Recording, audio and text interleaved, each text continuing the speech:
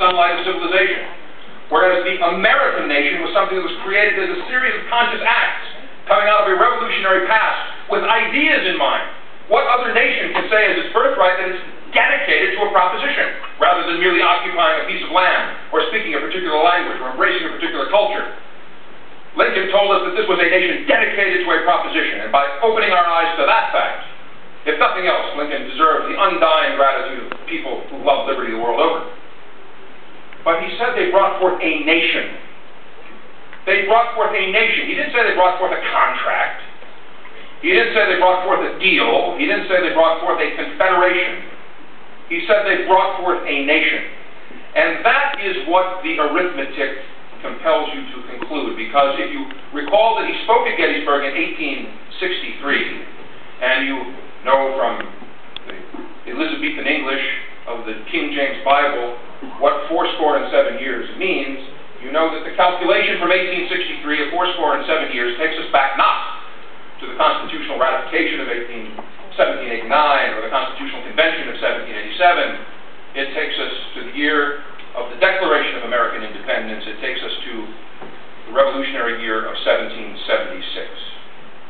Why does it matter, in the mind of Lincoln or the minds of us today, that there was a 13-year gap between the creation of a nation and the creation of its government? It matters because, and here is an important issue on which Tom DiLorenzo and I disagree, it matters because the point is that a nation and its government are not the same thing. That the nation precedes the government. The government is the creature of, and the servant and the subordinate of the nation. The nation, the people of a nation, can bring a government into being, and they can change it, and they did.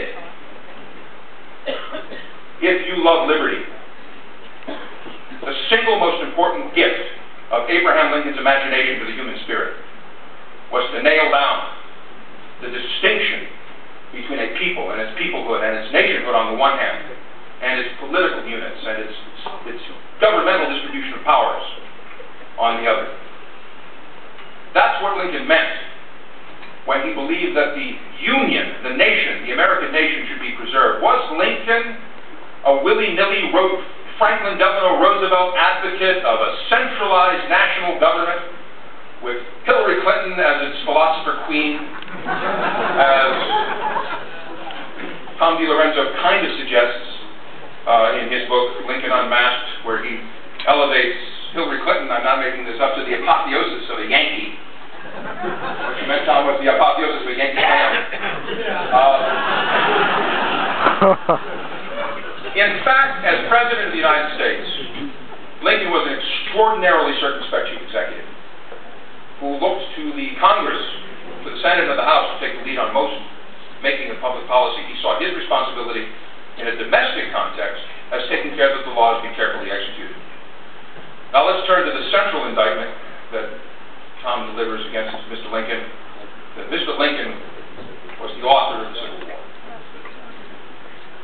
All of the dancing and prancing and political gimmickry that Tom DiLorenzo told you about, both before Mr. Lincoln became president and even as late as the Hampton Roads Conference, where, with all due respect to Tom's narrative, Mr. Lincoln did not, in fact, urge the South to stay in the Union in exchange for foregoing the prohibitions on slavery. To the contrary, Mr. Lincoln disclosed to Alexander Stephens his shock that the 13th Amendment had been passed out of Congress and was on its way to ratification by the states.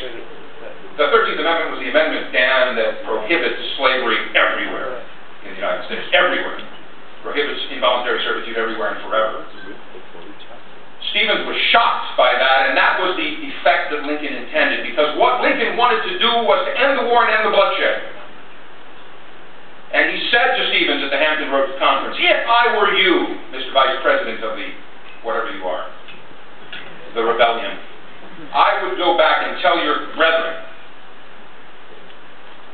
rejoin the Union, drop your arms. I will not negotiate with you as long as you're under arms. Rejoin the Union, send your delegates back to Washington. I will embrace the states once again in their rightful places in the American Federation. Send your votes back. You're not going to stop the ratification of the 13th Amendment, but I bet you can ensure that it is phased in with all deliberate speed. What was Lincoln attempting to do? He was attempting to stop bloodshed. He knew that the train which he helped leave the station to end slavery was never coming back. Slavery was the issue of the war. And what about the start of that war? Facts that Tom DiLorenzo has a hard time answering are very simple. Mr. Lincoln became President of the United States on the 4th of March in 1861. Prior to the end of February of 1861, 7 southern states had already purported to secede. In early February of 1861, the Confederate so-called Congress had already convened in Richmond. By the 18th or 19th of February 1861, Jefferson Davis was already the president of the so-called Confederacy. Jeff Davis was the rebel president before Abe Lincoln ever arrived in Washington and took his oath of office. If you want to know who started the Civil War, look south and look to people who have one and only one issue. Maybe Tom and I will get a chance to debate this. One and only one issue that was the real precipitant of that